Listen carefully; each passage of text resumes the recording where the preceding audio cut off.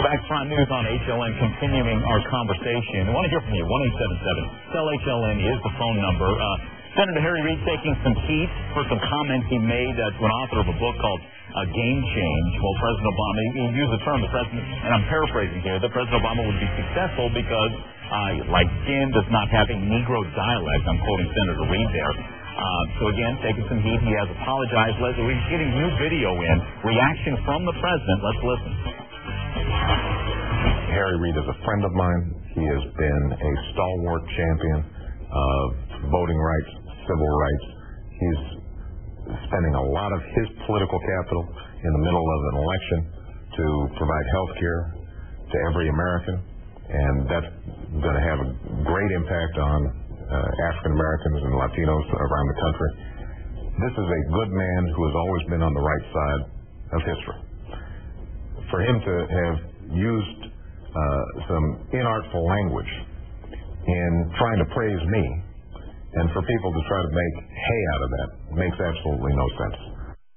Okay, there is the president, and we're getting some Facebook comments in concerning that. Here's one from Marissa writing, he wanted to save face, talking about Senator Reid, so he apologized. His apology was accepted. We just heard that there from the president. Over and done with.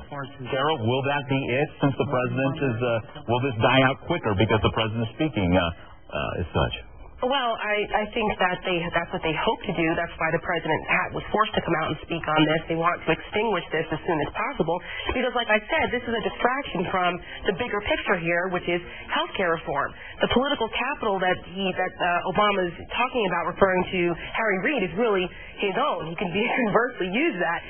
He's put huge political capital behind the health care debate, and the last thing they need is this type of distraction. But again, it's amazing to me how people can be apologists for language like this, where on the other side, if you insert the name Limbaugh, Beck, Hannity, or any white Republican into the same scenario, this would be a completely different discussion, and that type of hypocrisy is unacceptable. Go ahead. Well, first, I absolutely disagree. I mean, those names and many other conservatives do say those things on a daily basis. And no, they don't. And Hay is made of No, they don't. No, they absolutely do. And Hay is made of. When have they ever called him a Negro? When has anybody I just listed referred to Barack Obama as a Negro? You're disagreeing with the point that I haven't made. All I'm saying is that objectionable language is used by many right-wing conservatives, or many far-right conservatives all the time, and we don't always make a big deal about it. I think what makes this different is because Harry Reid is not a radio talk show host, but a politician, and I think the reason why we're giving him the benefit of the doubt is because, again, we see his entire record. If this were Mitch McConnell instead of Harry Reid, I would be saying the exact same thing. It's a stupid comment to make. It's an inappropriate comment, but at some point we have to move on and not expect somebody to bow before the race gods every single time something is done. Now, when it comes to the idea that President Obama has somehow absolved him because he's apparently the supreme race guide at this point, this fits a very familiar pattern of President Obama, which is to avoid race. He is race-denying, race-dodging, race-ducking. He goes to extravagant lengths to avoid issues of race, and by publicly forgiving Harry Reid the same way he forgave Joe Biden and everyone else, what he's done is he's able to show to mainstream white people that he's above the racial fray, that he doesn't care about this race stuff, and I think it's an act of political cowardice by President Obama. All right, let's get a couple quick calls from you guys. Nita's with us in Nevada. Nita, go ahead. You know what? I think it's sad that they're using this as an excuse. Harry Reid just said what most white Americans are thinking anyway. They wouldn't have voted for him had he not had the dialect he had, and he is light-skinned.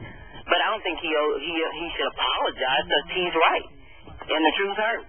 Well, and this is just some more ammunition for these Republicans. Nita, I hope you're wrong. I would like to think we've come a long way, and I think and that's at the heart of this, because you look at that, when you just see those words, what are you saying? Someone who's darker skinned is not as worthy?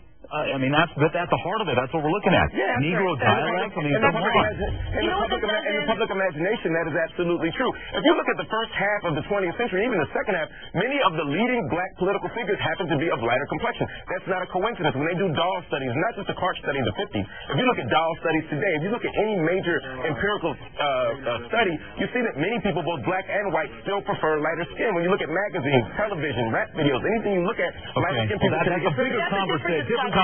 Yeah, go ahead, Carol. Let's just finish up and we got to run. That's that's a different conversation. But the fact that Harry Reid, who is the Senate Majority's leader of this country, would still perpetuate a stereotype like that is problematic. And the fact that we have a politician out there using, yes, he is. Character and integrity are defined by what you say. Character and integrity defined by what you say behind closed doors. And he said this behind closed doors. But which is what he really felt. No, it's an analysis, but it's an analysis of the landscape. He's saying that he is more electable because the American people think this way. You're telling me that you guys are going to have to continue offline. Great discussion.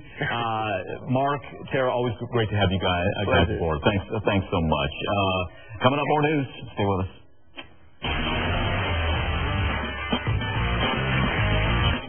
What's up, Marc? Being smart. Yep, just booked my tent tonight on Hotels.com.